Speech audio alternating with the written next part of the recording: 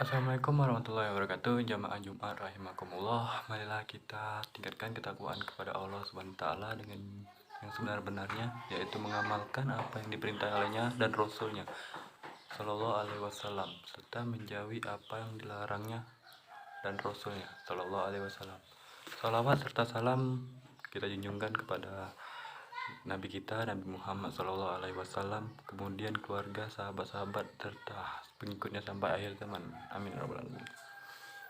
Kaum muslimin rahimakumullah, sesungguhnya tujuan utama agama Islam adalah agar manusia beribadah kepada Allah Ta'ala dengan ikhlas. Allah Ta'ala berfirman, dan mereka tidaklah diperintahkan kecuali agar beribadah kepada Allah dengan mengikhlaskan ketaatannya. Lalu apa yang maksud dengan keikhlasan? Secara singkat, ikhlas adalah seseorang beribadah dengan niat mendekatkan diri kepada Allah Subhanahu wa taala dan mengharapkan pahalanya, takut terhadapnya dan ingin mencari ridhonya. Juga tanda keikhlasan adalah seimbangnya pujaan dan celaan orang-orang terhadapnya, lupa melihat amal dalam beramal dan mengharapkan pahala amalnya di akhirat.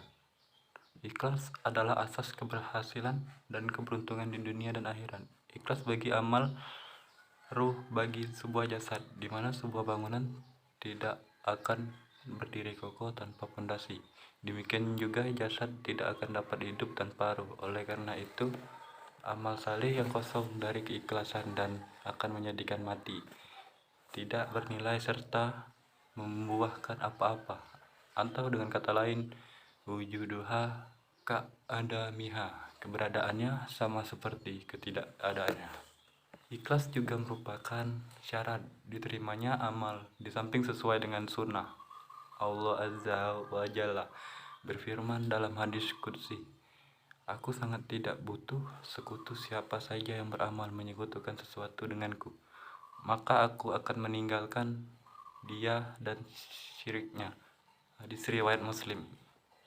Tempat ikhlas adalah tempatnya di hati. Saat hati seseorang menjadi baik dengan ikhlas, maka anggota badan yang lain ikut menjadi baik.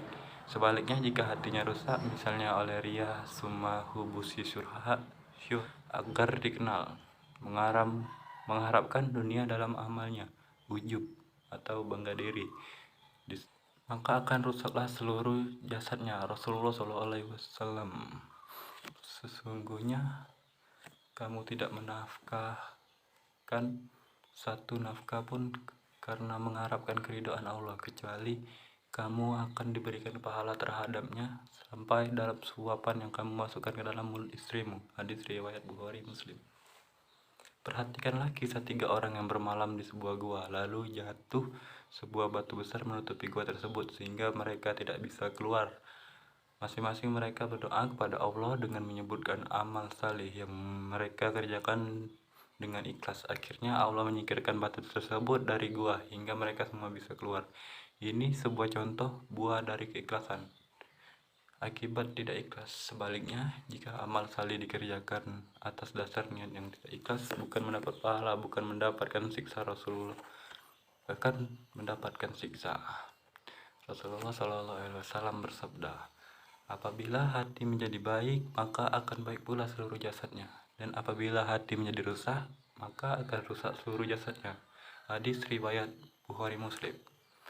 Seseorang dituntut untuk berniat ikhlas dalam seluruh amal salehnya, baik sholatnya, zakatnya, puasanya, jihadnya, dan amar ma'ruf dan nahi munkarnya, serta amal saleh lainnya, termasuk belajarnya. Ibnu Mas'ud radhiyallahu an berkata, maka janganlah kalian belajar agama karena 3 hal: agar dapat mengalahkan orang-orang tidak tahu, agar dapat berdebat para mukafah, dan agar perhatian orang-orang beralih kepada kalian. Niatkanlah dalam kata-kata perbuatan kalian untuk memperoleh apa yang kepada kalian apa yang ada di sisi Allah, karena hal itu akan kekal, adapun selainnya akan hilang.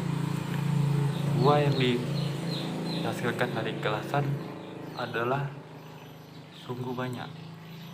Seseorang yang ikhlas dalam mengucapkan la ilaha illallah, maka Allah akan mengharamkan neraka baginya. Seorang yang mengikuti ucapan muazin dengan ikhlas, maka Allah akan memasukkannya ke surga.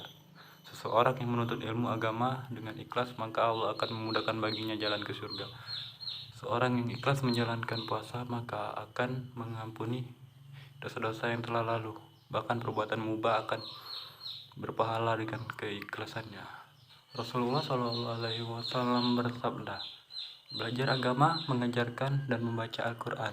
Ia pun dihadapkan, lalu Allah mengingatkan kepada nikmat-nikmatnya. Ia pun mengingatnya. Kemudian ditanya, kamu gunakan untuk apa nikmat itu? Ia menjawab, aku gunakan untuk mempelajari agama, mengajarkan dan membaca Al-Quran karena engkau. Allah berfirman, kamu dusta, sebenarnya kamu belajar agama agar dikatakan orang alim, dan membaca Al-Quran agar dikatakan kari. Dan sudah dikatakan, kemudian Allah merintahkan orang itu agar dibawa, lalu ia tersesat, diseret dalam keadaan terlungkap, kemudian dilemparkan ke neraka. Demikianlah khutbah dari saya. Kalau ada kata-kata yang salah, saya minta maaf. Saya akhiri.